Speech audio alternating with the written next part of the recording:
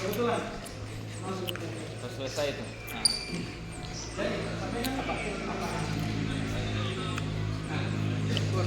Dokumentasi. Waalaikumsalam warahmatullahi wabarakatuh.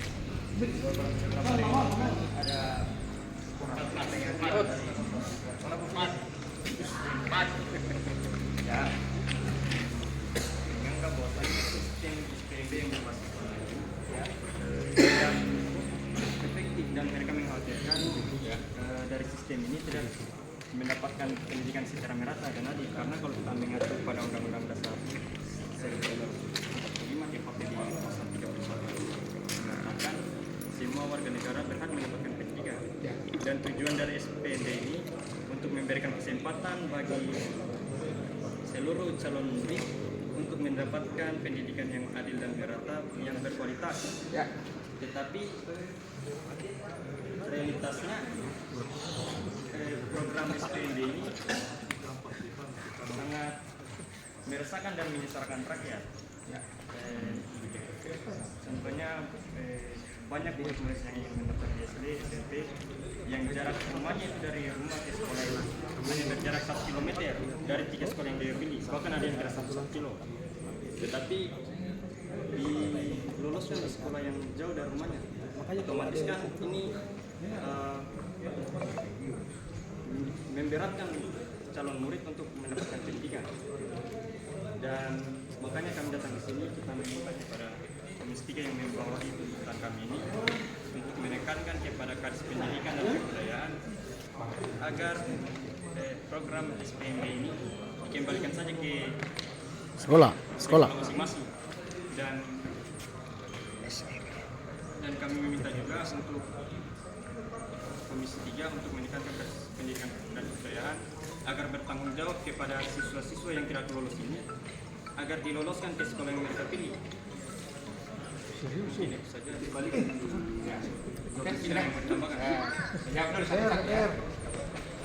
Bismillahirrahmanirrahim. Assalamualaikum warahmatullahi wabarakatuh. Sebelum kami menjawab, saya minta adik-adik dari LSM atau dari mana?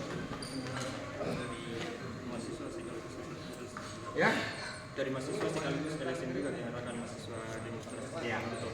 Jadi saya sampaikan bahwa mekanisme penerimaan siswa baru yang ada di seluruh Indonesia itu adalah keputusan dari Kementerian Pendidikan dan Kebudayaan.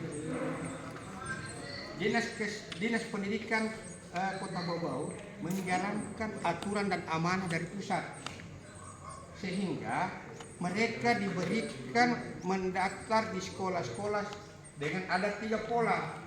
Pertama, donasi. Kedua, prestasi. Ketiga, mutasi. Artinya, ini mutasi ini apabila orang tuanya pindah dari satu daerah ke daerah tujuan, maka dia diberikan hak. Dan berbicara masalah zonasi adalah jarak. Jadi bukan dinas pendidikan yang menentukan, itu dari Kemendikbud. Nah, terus yang prestasi. Saya rasa adik-adikku semua ini anak-anak lah, bukan adik ya. Anak-anakku semua ini sudah bisa paham yang bagaimana dikategorikan sebagai anak prestasi. Ya. Nah, selama ini saya jalan di masyarakat Kota Bau, belum ada orang tua murid yang merasa mau bertanya sama saya bahwa apa yang dilakukan pemerintah sekarang ini dia merasa keberatan. Karena kami sebagai anggota DPR adalah perwakilan dari seluruh masyarakat Kota Bau selalu menginginkan bagaimana masyarakat di Kota Bau ini menghadapi atau mendapatkan pelayanan terbaik. Ini satu. Terus yang kedua, saya sangat paham dengan saya punya anak semua dengan kehadiran di sini adalah memperjuangkan, memikirkan bagaimana supaya mutu dan kualitas pendidikan yang ada di Kota Bau ini semakin hari semakin bisa bersaing. Tetapi kita juga tidak bisa memberikan penekanan ke instansi terkait atau PD dalam hal ini dinas pendidikan bahwa yang tidak lolos itu harus diterima. Karena saya ada salah satu contoh ada di HP saya, ya kan? Ini dia tidak lolos anaknya di SMP 1, ya kan? Setelah kami cek di sistem, pada saat dia menginput data, di zonasi itu ternyata 1,5. Otomatis secara terpusat dia tidak diterima. Nah, makanya selalu kami sampaikan kepada orang tua murid, tolong berhati-hati dalam penginputan data sistem online. Karena satu saja yang salah bisa berakibat fatal buat kita punya anak-anak. Contoh kedua, kemenakan saya sendiri tidak lolos. Saya tidak bisa juga terlalu intervensi dinas pendidikan. Tidak bisa, karena memang pada saat saya cek datanya dalam penginputannya memang tidak benar.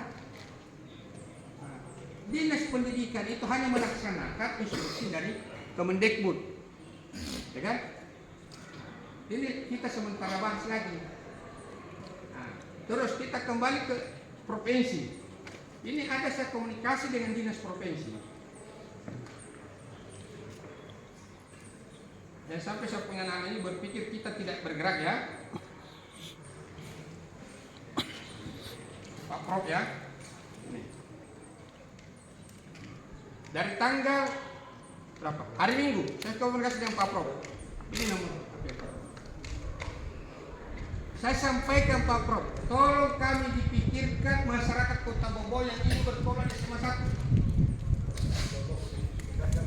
Berikanlah kebijakan buat anak-anak kami yang ingin melanjutkan pendidikannya di sekolah andal atau sekolah yang selama ini dianggap berprestasi.